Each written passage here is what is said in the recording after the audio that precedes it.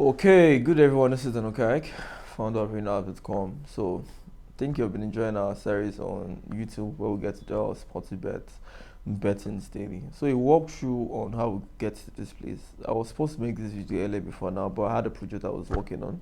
So, should you be meeting me for the first time on a non-betting video, aside betting, I program like all day. And I also have courses like I teach people how to program. So if you're someone who wants to learn how to code, how to write software, and you're thinking about the best place to learn, you could come sign up. Now all courses are done virtually. So this simply means you get to learn them from the comfort of your home. I think I prefer this approach because when you have lots of people and you're teaching lots of people in the same space, most times they get distracted. Most times there is this person who would always know when to silence his phone. There are a whole lot of distractions teaching people, you know, indoors. And then when people get to work from home, it's easier because you teach them something, you tell them what to do, give them codes, and then they do it. If they have questions, they don't understand any concept at all, they can always reach back to you through any desk. You can log into their computer, see their code, correct them, and let them do. So if this was a physical class, imagine 6, 7 people bringing up their laptop to me on my desk. I don't really think it will be that efficient. And I couple with the fact that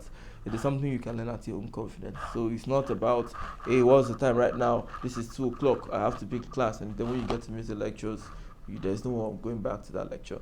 So that being said, aside creating um, betting prediction, we also specialize on creating all kinds of prediction, machine learning system, machine learning software. So, for instance, I created a smart app. I think that was 2020. It lasted till like 2021, but I think I took it out of the market. So it's not something you could just see. Back then, it was visible, anybody could use it. So this was an app that will be able to predict when virtual. I say when virtual. Sorry, I'm virtual for what is on my head. When crypto will be going down. So I would attach a video on this video link that shows you how it works. I think I did that video about a month ago.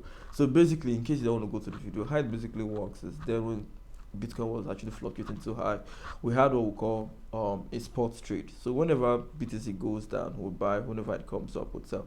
So how it gets to buy and sell is by coin swapping. So you must have heard of coin swapping, if you're new to coin swapping.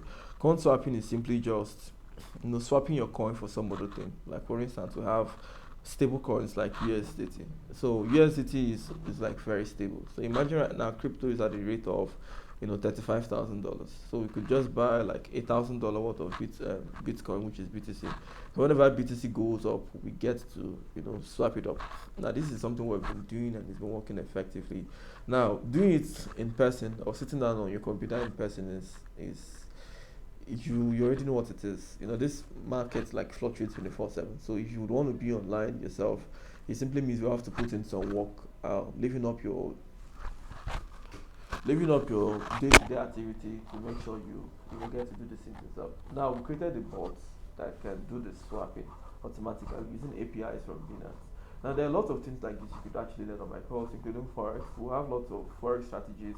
You yourself, you have been trading on forex, and you know you have a good strategy. Maybe your issues are tiny when to enter the market, when to stop betting your stop loss, and you can control your greed, stuff like that. You could actually create a bot that will do these things yourself. I myself am very much open to teaching people how to create bots because for me, it is something that I love. Creating software as a whole is a passion for me, but teaching is a bigger passion. So I really love imparting my knowledge and trying to teach people things I already know.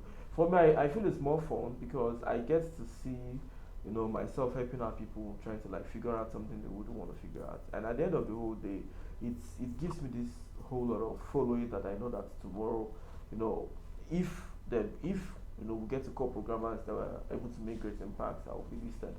So when I said learning coding, to tomorrow there are two people I cannot forget. One of the first one is Eddie, the computer guy. Then this was roughly I think 214, yeah, 214 to 15 if I'm not mistaken. I had a strong love on PHP, but I couldn't really study PHP because reading documentations, getting to read tutorials, most times they assume you know everything and then they write their books like you already know what they're saying. And it was really, really tiresome for me. So I wanted to learn PHP, I wanted to start creating my own website. I was tired of Blogger Sport, then it was called Blogger Sport, and I think now it's called Blogger. I was tired of WordPress, I was tired of all this website that you get to create your own website under them. That's web builders. And I was thinking of how do I even create my own website from scratch. I wanted to create apps. I had lots of inspiration there, lots of web ideas were coming in, but I couldn't learn. And then I went to YouTube and I met this guy called Ellie the Computer Guy. I watched his videos for free, obviously. Few months later, I was really getting good at programming because at every single episode, he gets to do something that would love and that would help us.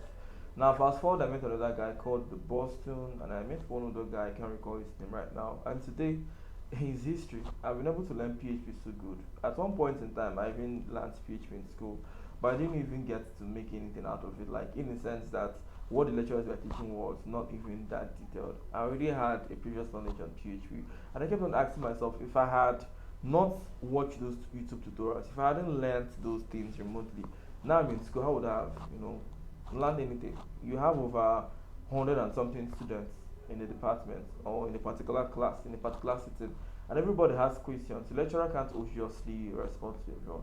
But getting to learn it virtually gives everybody this, ability to be able to relate with the lecturer more. And I think that is the best approach to learn. I wouldn't really say people actually criticize school a lot. They call school names and then they tell you not to learn. I think it's because everybody has a bad experience, getting to learn in a complex building where you're being discriminated for something you know or you do not know. So in a class, we always have the people who are the smartest, and then we always have people who are the dullest. And not like they're actually dull, but it has to do with upbringing or foundation. So me, for instance, I can remember when I started, when I was in school, that I never really had a good background in mathematics. So I would always fail mathematics. From every class to any class, I can remember that in my secondary school, I had a whole lot of bad results in mathematics. The issue wasn't me being dumb, because obviously I'm smart and I was smart even at then. But the problem was my foundations were bad. So when I was quite younger, in my um, JSS1, I think primary six then, I wasn't paying attention to math class because my math teacher then was somebody who likes flogging people, and he tells us to and everybody laughs. There were some people who loved the math who were able to relate with his own style of teaching, but I wasn't able to blend up. So when I left the school just as two, I already had a bad faulty maths background, so I couldn't just learn maths in any way, and that thing affected me too. I think it was even when I started preparing for my work, that I had to start learning maths online. There are a lot. Maths is fun was one of the websites I use. Mathsisfun.com, and a couple of things I learned online. Do you know how to use like 4 months to start learning mathematics online on the internet? And I can bet you that I had a good result. I think that was B2 in mathematics. Like I had a better maths knowledge than I ever did right from when I was, in just a swan down to when I was preparing for work. Now the honest fact is, if I really wanted to learn mathematics, like if I wanted to do it in a class, in a classroom, I think we had a couple of, we call them tutorial centers where if you're preparing for JAM, you're preparing for WAEC, you go there. I went to lots of them, but none of them could help me because all of them obviously have the same thing. They were just more interested in teaching a whole lot of people. People who are so good, they focus on them. The people who are not that good, you're on your own, or you learn, consign us. And the funny thing is, our parents don't even get to understand that some of us have bad background in certain subjects. And then they are obviously busy trying to make daily bread for the family that they won't be able to teach us these things themselves. So me having lots of experience, even till today, I get to learn more from Stack Overflow. Codecademy taught me jQuery, which you check Brain Apps or any of my platform, you see jQuery. I didn't learn jQuery from no one. I learned it from Codecademy. I learned, um, I think I learned Python as well online. Like virtually everything about me right now. Forget about my master's degree, my school stats. Shit, I learned was from YouTube and online. So that's why I get mad when I see people complain they don't have money to enroll in school. And I keep on telling them the best things you can actually learn are people who will teach you virtually, because then they would have more passion on teaching you. They will have more time on teaching you. And now the serious thing about registering on my classes is I don't really get to accept more like much clients. I don't like much traffic. I think I've not had above 40 students. I don't think I've even gotten above 35 at the city. I think the maximum I've done was 32, and that was a free class when I was trying to give back to the society. So when you sign up for my class, you're signing up to a class where I have just less people to teach, and that simply means whenever you have anything, I can get to respond to you.